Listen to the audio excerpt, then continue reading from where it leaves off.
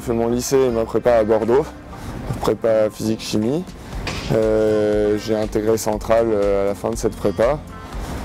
J'ai fait mes 2 premières années dans le cursus classique.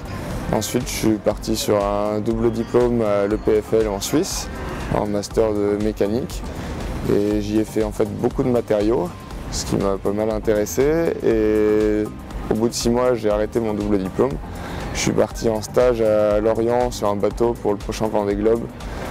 Et c'était ma passion, donc c'est pour ça aussi que j'ai arrêté mon double diplôme. Et ensuite, Centrale m'a validé une année de césure suite à ces 6 mois d'études en Suisse et ces 6 mois de stage. Et je suis retourné en océan à l'école Centrale.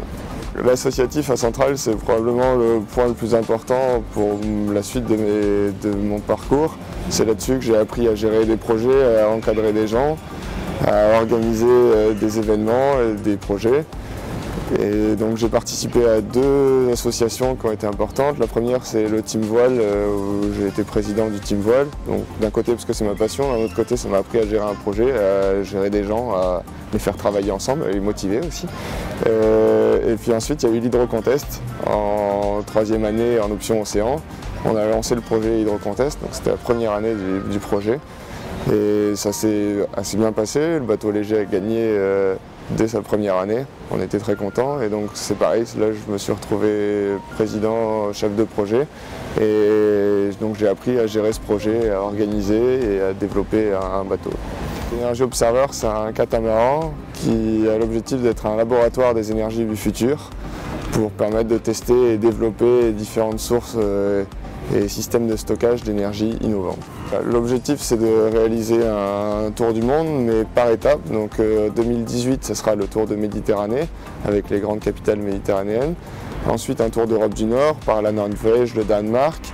Puis un tour du monde, donc ça amène en 2020 pour le début du tour du monde et la transatlantique.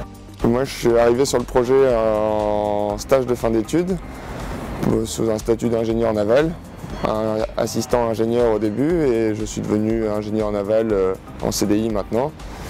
Mon rôle, c'est de faire fonctionner tout le monde ensemble. Donc on a beaucoup de partenaires qui amènent des solutions innovantes, souvent pas adaptées au milieu maritime.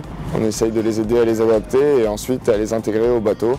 Donc on essaye que tout le monde puisse interagir correctement pour réaliser ce bateau et le faire fonctionner correctement. Le bateau repart à la fin de la semaine pour Bordeaux, puis un tour d'Espagne et ensuite la Méditerranée française.